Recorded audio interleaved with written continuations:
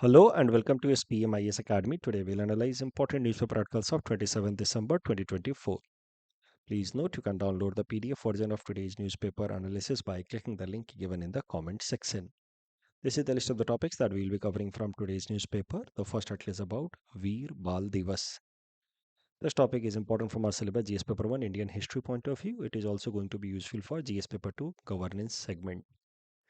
देखिए 2 साल पहले हमारे प्रधानमंत्री जी ने अनाउंस किया कि हर साल 26 दिसंबर को हम लोग ऑब्जर्व करेंगे Veer Bal Diwas in order to commemorate the martyrdom of the two sons of Shri Guru Gobind Singh ji. तो सिखों के जो 10वें गुरु थे श्री गुरु गोविंद सिंह जी, उनके दो सन्स, दो बेटे Sahibzada Zorawar Singh and Sahibzada Fateh Singh were executed, they attained martyrdom in 1707, 26 December 1707 on the orders of Aurangzeb. और इसी दिन को ऑब्जर्व करते हुए, याद करते हुए, to observe the sacrifices made by the two young princes.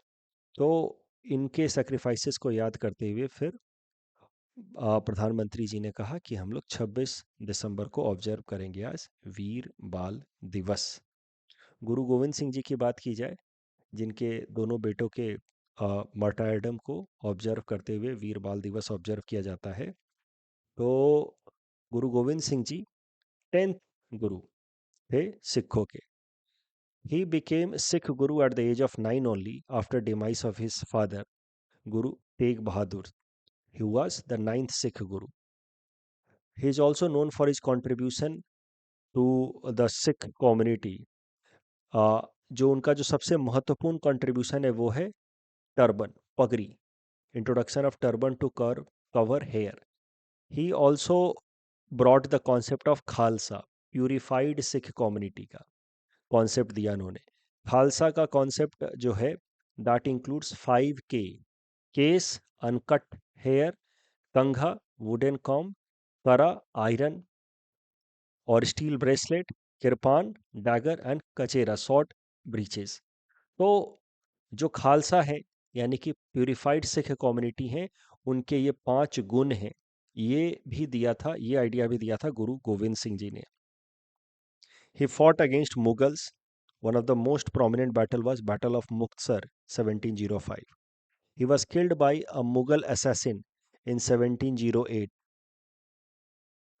तो ये बात हुई गुरु गोविंद सिंह जी की, और उनके दोनों बेटों की शहीदी के दिन को ऑब्जर्व करते हुए वीर बाल दिवस हमारे देश के अंदर ऑब्जर्व किया जाता है। इस दिन को फिर हमारे देश के अंदर यूथ को प्रेरणा दी जाती है हाउ टू बी ब्रेव।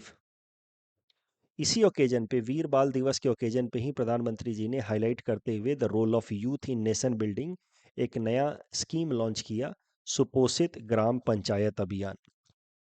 सुपोषित ग्राम पंचायत अभियान के अंतर्गत कोशिश की जाएगी कि माल न्यूट्रिशन के प्रॉब्लम को अमंग्स चिल्ड्रन कम किया जाए, न्यूट्रिशनल आउटकम्स को इम्प्रूव किया जाए। उसके लिए जो अलग अलग आंगनवाड़ी सेंटर्स हैं, जहाँ पे 0 से लेकर के 6 साल तक के बच्चों का pre primary education as well as nutrition का ध्यान दिया जाता है। साथ ही साथ जो प्रेग्नेंट एंड लैक्टेटिंग मदर हैं, उनका वैक्सीनेशन और हेल्थ का ध्यान दिया जाता है, ताकि मदर और चाइल्ड दोनों का हेल्थ बना रहे और माल न्यूट्रिशन की प्रॉब्लम एड्रेस हो। ये सब होता है आंगनवाड़ी सेंटर्स में। आंगनवाड़ी सेंटर्स को डेवलप किया गया है in rural areas under integrated child development service scheme that was brought by government of India in 1976 with the aim of dealing with the problem of malnutrition and hunger and other health related issues amongst women and children। तो आंगनवाड़ी को बनाया गया है अलग अलग जगहों पे बच्चों के अंदर माल न्यूट्रिशन के प्रॉब्लम को टैकल करने के लिए। आंगनवाड़ी के बीच में कंपटीशन कराया जाएगा अंडर सुपोषित ग्राम पंचायत अभियान, और 1,000 ग्राम panchayat will be given the award of rupees 1 lakh, which will be used for providing better nutrition in the anganwadi centers। तो ये सब कुछ लक्ष्य हैं सुपोषित ग्राम पंचायत अभियान के, जिसको हमारे प्रधानमंत्री जी ने लॉन्च किया है ऑन द ओकेजन ऑफ वीर बाल दिवस। यहाँ पे कुछ मैंने एक क्वेश्चन दे रखा है सिख गुरुओं से संबंधित। तो आपने हिस्ट्री में जरूर पढ़ रखा होगा ये सिख गुरुओं से संबंधित तमाम facts. If needed read the hints and then attempt this question. Next topic is about former prime minister of India Manmohan Singh ji and RTI act. तो ये आर्टिकल कहता है कि one of the most significant contribution of former PM Manmohan Singh ji was RTI act.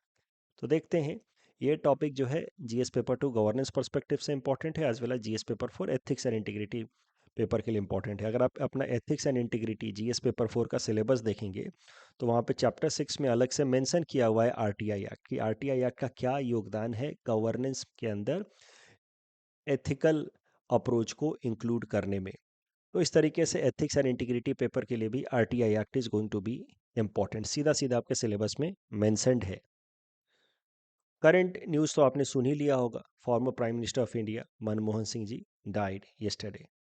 उनका जन्म 1932 में हुआ था, 1932, in Gah province of Punjab which is now in Pakistan. He remained prime minister of India for 10 years from 2004 to 14. In fact, he became the first Sikh to serve as Prime Minister of India.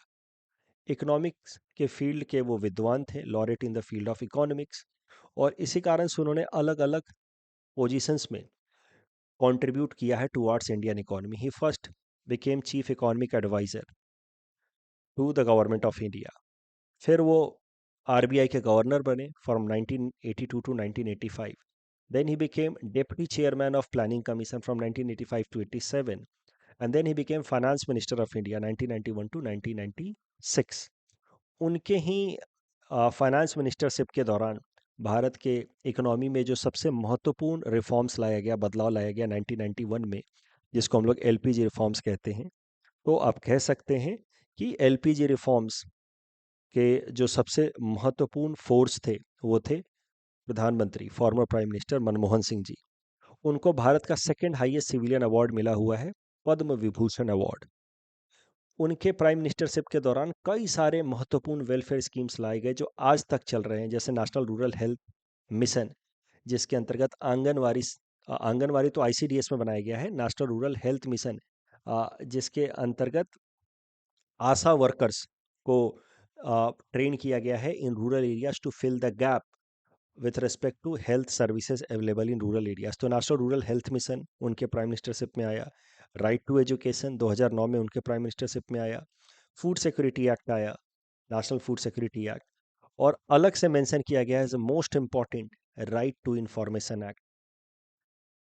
तो right to information act साल 2005 में लाया गया. देखिए, but ऐसा है कि उसके पहले जो हमारे प्रधानमंत्री थे अटल बिहारी वाजपेयी जी, उनकी सरकार भी राइट टू इंफॉर्मेशन जैसा कानून बिल्कुल ला चुकी थी, बट वो फाइनल स्टेज में वो उसको इम्प्लीमेंट नहीं कर पाए. उसके पहले उनकी सरकार हट गई. तो पॉइंट इज कि even Atal Bihari Vajpayee government wanted to bring such law, but it was ultimately Manmohan Singh government, Manmohan Singh ji की government which brought this right to information act in 2005. Right to information act लाया ही इसलिए गया है ताकि गवर्नमेंट या गवर्नमेंट ऑफिसेस के अंदर जो काम काज करने के तरीके हैं उसमें ट्रांसपेरेंसी आए. और इसी कारण से राइट टू इंफॉर्मेशन एक्ट को कभी कभार कहा जाता है antidote to corruption. Why? Because now government officers they know कि whatever decision they take it might be required to get explained if someone files RTI to inquire about their decision, कि ये फैसला क्यों लिया गया, कैसे लिया गया, इसके पीछे का क्या लॉजिक है. ये सब कुछ पूछा जा सकता है आम जनता द्वारा. आम जनता जो है वो अब ट्रांसपेरेंसी जो है वो डिमांड कर सकती है with respect to your decision making through this potent tool RTI. क्योंकि अब आरटीआई फाइल करके आप सरकारी विभागों के अंदर जो भी महत्वपूर्ण फैसले होते हैं उसके पीछे का क्या कारण है, क्यों ऐसे फैसले लिए गए हैं, उन सब चीज़ों के बारे में आप जान सकते हैं. तो transparency means informed citizenry. Informed citizenry मतलब accountable government and government officers, क्योंकि अब हर चीज के लिए आपको जवाब देना होगा. Once you are accountable, answerable towards the people, that kind of governance system can be known as democratic governance system, and that only can be called a good governance system. तो आप कह सकते हैं कि RTI act in significant way tried to bring transparency in governance and that way promoted good governance in the country. RTI act के अंतर्गत क्या है कि अगर कोई सेंट्रल गवर्नमेंट का ऑफिस है या स्टेट गवर्नमेंट का ऑफिस है, दोनों ही तरह के ऑफिसेज में एक पब्लिक इंफॉर्मेशन ऑफिसर को अपॉइंट किया जाता है. So there has to have a public information officer in every government office, चाहे वो सेंट्रल गवर्नमेंट का ऑफिस हो चाहे स्टेट गवर्नमेंट का ऑफिस हो. और जो एप्लीकेंट है जिसको कोई भी जानकारी पानी है with respect to any particular decision made in that central government office या स्टेट गवर्नमेंट ऑफिस, तो वो एक एप्लीकेशन डाल सकते हैं, राइट टू इन्फॉर्मेशन का एप्लीकेशन डाल सकते हैं विथ सम नॉमिनल फी. 10-15 रुपए का फीस देना होता है. बट अगर कोई बीपीएल कैटेगरी का सिटीजन है तो उसके लिए ये फीस भी आरटीआई एक्ट के अंतर्गत एग्जेम्प्टेड है, उसको नहीं भरना है. तो आपने एप्लीकेशन डाला आरटीआई का, मुझे ये पर्टिकुलर इंक्वायरी करनी है कि ये डिसीजन क्यों लिया गया, ये ऐसा फैसला क्यों लिया गया. अब उस ऑफिस का, गवर्नमेंट ऑफिस का जो पब्लिक इंफॉर्मेशन ऑफिसर है, उनकी जिम्मेदारी है कि 30 दिनों के अंदर वो आपको डिमांडेड इंफॉर्मेशन दें इन प्रॉपर फॉर्मेट. 30 दिनों के अंदर, if it's a general matter, but उनको 48 आवर्स में इंफॉर्मेशन देना है if the matter belongs to life and liberty of someone else. अगर 30 दिनों के अंदर वो रिक्वायर्ड इंफॉर्मेशन प्रॉपर फॉर्मेट में नहीं देते हैं तो उस केस में the applicant can move to the appellate authority. और अगर एपीलेट अथॉरिटी भी सेटिस्फैक्ट्री रिस्पॉन्स नहीं देता है, देन सेंट्रल गवर्नमेंट ऑफिस के केस में the applicant can move to central information commission. और स्टेट गवर्नमेंट के ऑफिस के केस में the applicant can move to the state information commission in order to demand the required information. एक बात और ध्यान रखिए कि RTI, right to information, is a fundamental right under Article 19 of the Constitution, which says right to freedom of speech and expression, as per Supreme Court's judgment in Raj Narayan case 1975.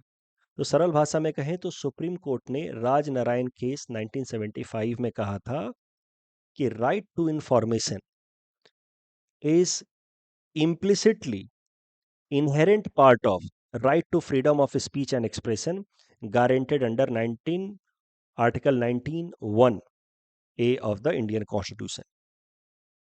Supreme court ने argument दिया था कि freedom of speech and expression, आपको बोलने का अधिकार, जो आपका फंडामेंटल राइट है, वो तभी मीनिंगफुल तरीके से अप्लाई किया जा सकता है, प्रैक्टिस किया जा सकता है, जब आपके पास सही इंफॉर्मेशन हो. बिना सही इंफॉर्मेशन के आप बोलेंगे क्या? So that is why freedom of speech and expression inherently includes right to information. And on that basis, Supreme Court ने कहा कि right to information is also a fundamental right guaranteed under Article 19. इस topic discussion के basis पे prelims practice question हमने आपको दे रखा है. Please attempt this question and submit the answer in the comment section. UPSC ने मेंस में जीएस पेपर 4 में ऐसा प्रश्न पूछा था एथिक्स एंड इंटीग्रिटी में आरटीआई से संबंधित कि RTI helps in developing informed citizenry and accountable government. तो इसको आपको एक्सप्लेन करना था. यहाँ पे मैंने कुछ एग्जाम्पल्स भी दिए हैं. खासकर जब एथिक्स के आप आंसर लिखो तो कुछ आप केस स्टडी जरूर कोट करो, एग्जाम्पल जरूर कोट करो, जिससे आपके मार्क्स बेहतर हो जाएंगे. तो आरटीआई का एग्जाम्पल है कि मधुबनी डिस्ट्रिक्ट में विलेजर्स ने आरटीआई के अंतर्गत बिहार के मधुबनी डिस्ट्रिक्ट में आरटीआई फाइल किया to know about solar light scheme, कि सोलर लाइट जब लगाया जाना था तो ये लगे क्यों नहीं. और उसके बेसिस पे पता चला कि मेजर स्कैम हुआ था, solar light related scam. 200 corrupt officials उसमें पाए गए, उनके खिलाफ इंक्वायरी हुई. तो these are some examples which prove कि how RTI has been acting as antidote to corruption. तो इस तरह के कुछ एग्जांपल्स आपको कोट करने होंगे अपने आंसर में, खासकर जब वो आंसर एथिक्स एंड इंटीग्रिटी का होगा. देखिए, जब आरटीआई से संबंधित जीएस पेपर 2 में प्रश्न आए गवर्नेंस में, तो आपको आरटीआई के प्रोविजंस वगैरह ज़्यादा इम्फेसाइज करने होंगे कि 30 दिन के अंदर इन्फॉर्मेशन दिया जाना है, otherwise one can move to appellate authority and all. ये सब आपको गवर्नेंस पेपर में इस पर इम्फेसिस करना है. जब एथिक्स में आए आरटीआई पे प्रश्न, तो आपको फिर उसके एथिकल डायमेंशन को एक्सप्लोर करना है कि कैसे ये ट्रांसपेरेंसी लाता है, कैसे करप्शन को डील करने में मदद करता है. तो इस तरीके से आपका आंसर थोड़ा अलग होगा when the question comes from the same topic RTI in GS paper 2 and GS paper 4. Next topic is about world's largest dam being built by China. This topic is going to be important from our syllabus GS paper 2 international relations point of view. देखिए, China की सरकार ने फैसला किया है कि वो दुनिया का सबसे बड़ा हाइड्रो पावर प्रोजेक्ट लेकर के आएंगे on Yarlung Tsangpo river. Yarlung Tsangpo river is nothing but Brahmaputra river only. इसका तिब्बत के अंदर नाम है यारलंग जैंगपो. तो Tibetan name of Brahmaputra is Yarlung Tsangpo. और यारलंग जैंगपो रिवर को आपने ज्योग्राफी क्लास में जरूर पढ़ा होगा कि ये तिब्बत के थ्रू मूव करता है और फिर यहाँ जा करके एक ग्रेट बेंड देखने को मिलता है. और ये बेंड यू शेप बेंड लेकर के ये फिर एक डीप गॉर्ज काटते हुए भारत के स्टेट ऑफ अरुणाचल प्रदेश में एंटर करता है. फिर वो आकर के असम प्लेन में एंटर करता है और फिर ब्रह्मपुत्रा प्लेन, मैसिव प्लेन बनाता है असम के अंदर. तो यारलंग जैंगपो जहाँ पे ये शार्प टर्न ले रहा है उसके थोड़ा आगे यहाँ पे जहाँ पे ग्रेट गॉर्ज है ब्रह्मपुत्रा रिवर द्वारा बनाया गया, वहीं पे एक मैसिव प्रोजेक्ट लेकर के आ रहा है China with respect to hydropower. So once this project is developed, it would be Earth's biggest infrastructure project. It is going to cost about 137 billion US dollar. It will be built at the huge gorge. Gorge आप समझते हैं जब नदी किसी पहाड़ reason को काट करके वहां पे आप कह सकते हैं वर्टिकल डिप्रेशन क्रिएट कर दे तो उसको कहते हैं गॉर्ज. तो जहाँ पे हिमालयन रीचेस के अंदर गॉर्ज बनाता है ब्रह्मपुत्रा रिवर, वहीं पे ये मैसिव डैम प्रोजेक्ट लेकर के आ रहा है चाइना. ये जो डैम प्रोजेक्ट है इसकी कैपेसिटी होगी once it is completed about 60 gigawatt of power which will be 3 times the capacity of currently the biggest dam project जिसका नाम है थ्री गॉर्जेस डैम प्रोजेक्ट. ये भी चाइना ने ही बनाया है ऑन यांगजे रिवर. तो ये है यांगजे रिवर, उसके ऊपर three gorges dam project China ने बनाया है जिसकी कैपेसिटी लगभग 20 गीगावाट के आसपास है. और इसका 3 गुना ज़्यादा बड़ा कैपेसिटी होगा इस नए प्रोजेक्ट मेडॉक प्रोजेक्ट का once it is completed. So imagine the kind of magnitude this project is going to have in future. इससे कंसर्न क्या होगा, भारत के लिए क्या क्या चिंता की बात है इसमें. सबसे पहले तो यहाँ पे इतना मैसिव डैम बना करके चाइना हो सकता है कि immense amount of water divert करे in its own plain area. तो फिर water supply, availability of water may get reduced in Assam plains. Already China एक डैम बना चुका है यहाँ पे जिसकी मदद से यहाँ देखिए जैंगमू डैम ऑलरेडी बना चुका है जिसकी मदद से खूब सारा पानी वो डाइवर्ट करता है ब्रह्मपुत्रा नदी का. और अब वो फर्दर वाटर को डाइवर्ट करेगा which would reduce the water availability for lower riparian states like India and Bangladesh in significant manner. उसके अलावा एग्रीकल्चर, खासकर हमारा जो असम प्लेन है उसके एग्रीकल्चर के ऊपर नेगेटिव इम्पैक्ट पड़ सकता है क्योंकि जब भी इस तरीके का डैम बनता है तो डैम क्या करता है, पानी को होल्ड करता है. पानी को होल्ड करता है और फिर उस पानी को एक हाइट से फॉल करने देता है जिसकी मदद से वो टरबाइन मूव करा करके इलेक्ट्रिसिटी जनरेट करते हैं. साथ ही साथ थोड़ा बहुत पानी वो डाइवर्ट करते हैं अपने तरफ फॉर इरिगेशन पर्पस. अब इस पूरे प्रोसेस में एक और चीज़ क्या होती है कि जो नदी अपने साथ सिल्ट सैंड लेकर के चलती है बिकॉज ऑफ इरोजन, वो सिल्ट या सैंड जो है वो फिल्टर अवे हो जाता है. अब देखिए डैम है तो it will filter away the silt and sand carried away by the river. अब वो सिल्ट या सैंड जो हर साल रिवर लेकर के आती है और फ्लड सीजन में जो जून जुलाई अगस्त सितंबर वाला फ्लड सीजन है उस दौरान ये सिल्ट और सैंड प्लेन में स्प्रेड हो जाता है. और वो जो सिल्ट और सैंड हर साल ब्रह्मपुत्रा नदी लेकर के आती है और वो प्लेन में स्प्रेड होता है, that is the basis for rejuvenation of the agricultural soil of Assam plain. वो जो खादर आता रहता है हर साल in the form of the silt and salt brought by Brahmaputra river and which is spread during the flood season, उस कारण से Assam plane का आप कह सकते हैं फर्टिलिटी बना रहता है. बट अगर बहुत सारा इतना मैसिव डैम अगर यहाँ बनेगा और वो बहुत सारा सिल्ट अगर फिल्टर कर देगा यहीं पे, तो फिर the silt availability and spread of that silt in the flood season will get reduced और उसका निगेटिव इम्पैक्ट पड़ेगा on the soil fertility of Assam plain. That is going to be a concern for India, especially the state of Assam. उसके अलावा water could be weaponised also, you see this much amount of water would be stored here in the form of huge dam. So in case of any hostility between India and China, China may release suddenly immense amount of water which may bring chaos, catastrophe in the lower region, especially in the state of Arunachal Pradesh and Assam. So China can potentially use water as a weapon also, considering the large amount of water this dam is going to hold with itself. At the same time, जब इतना massive dam यहाँ बनेगा तो ये पूरा का पूरा जो रीजन है ऑलरेडी वो अनस्टेबल रीजन है सेस्मोलॉजिकली, और ज़्यादा इतना मैसिव डैम बनाएंगे तो हो सकता है कि फिर से जो सेस्मिक स्टेबिलिटी है वो डिस्टर्ब हो, और फिर लैंडस्लाइड्स वगैरह के problems especially in the state of Arunachal Pradesh and Assam वो बढ़ जाए। तो seismological threats are also going to be there, seismological vulnerability because of the stability of the rock may get disturbed। तो ये सब प्रॉब्लम्स हो सकती हैं because of this immensely large dam project being brought by China on Brahmaputra river। इस topic discussion के basis पे prelims practice question हमने आपको दे रखा है। Please attempt this question and submit the answer in the comment section. The next article is about Pradhan Mantri Rashtriya Bal Puraskar. This topic is important from prelims exam point of view. Pradhan Mantri Rashtriya Bal Puraskar, prime minister's national award for children, ये civilian honour है for children of India. Conferred annually, हर साल दिया जाता है भारत सरकार द्वारा। For this award is given to children between the age of 5 to 18। इस अवार्ड विनर बच्चों को 1 लाख का cash prize with a certificate and medal दिया जाता है।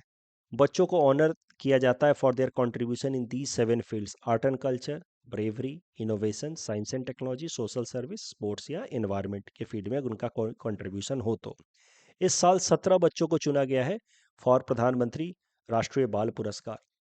नॉर्थ ईस्ट से मेघालय के किशन वानियांग को चुना गया है फॉर ब्रेवरी। तो Kishan वानियान, he son of a single mother working as domestic laborer, he was washing clothes when he heard children crying for help। कुछ दूर पे बच्चे किसी नदी में डूब रहे थे। किशन ने बिना अपनी जान की परवाह किए ही himself jumped into the river to save the children, और इस कारण से किशन वानियांग को ब्रेवरी के लिए दिया गया है इस साल का प्रधानमंत्री राष्ट्रीय बाल पुरस्कार। इस टॉपिक डिस्कशन के बेसिस पे प्रीलिम्स प्रैक्टिस क्वेश्चन हमने आपको दे रखा है। Attempt this question and submit the answer in the comment section. Next is about Rooppur nuclear power project, important from again prelims exam point of view. तो prelims आ रहा है तो इस तरह के छोटे छोटे फैक्ट्स हम लोग ज़्यादा पिक कर रहे हैं। ये देखिए, रूपुर रीजन जो है पबना प्रोविंस ऑफ बांग्लादेश में, यहाँ पे एक न्यूक्लियर पावर प्लांट डेवलप करने की कोशिश कर रहा है Bangladesh. This nuclear power plant is being developed in association with Russian nuclear agency जिसका नाम है रॉसएटम। तो रॉसएटम यहाँ पे न्यूक्लियर पावर प्लांट डेवलप कर रहा है बांग्लादेश के अंदर, Rooppur nuclear power project. This Rooppur nuclear power project is on the bank of Padma river. ये हाल फिलहाल में न्यूज में क्यों आया? क्योंकि अब तो वहाँ पे शेख हसीना जी की सरकार हट गई है। अब तो जो वहाँ पे नई सरकार है वो शेख हसीना जी के पीछे पर ही है, बिल्कुल अलग अलग इंक्वायरीज लगा रही है। तो हाल फिलहाल में वहाँ की जो नई सरकार है, interim government headed by Mohammad Yunus, उन्होंने एक इंक्वायरी कमीशन बैठाई against Sheikh Hasina ji, the former prime minister of Bangladesh. उनके हिसाब से इस Rooppur nuclear power project development में शेख हसीना जी ने लगभग $5 बिलियन का घोटाला किया है, मिस अप्रोप्रिएशन किया। इसके लिए वहाँ पे एक इंक्वायरी कमीशन बिठाई गई है, and for that reason this Rooppur nuclear power plant was in news. हो सकता है इससे रिलेटेड आपसे प्रीलिम्स में प्रश्न पूछ ले। पन्ना टाइगर रिजर्व से संबंधित तीनों स्टेटमेंट सही हैं। ये तो सीधा सीधा प्रश्न था, इसका आंसर होगा ऑस्ट्रेलिया। यहाँ ये भी सीधा था, Kokrajhar Gelephu railway link develop किया गया है। गुड गवर्नेंस डे में यहाँ जाकर के तीसरा स्टेटमेंट गलत है, ये तो हर साल 25 दिसंबर को मनाया जाता है। Satanic verses by Salman Rushdie. That's all from our side for today. Thanks for watching.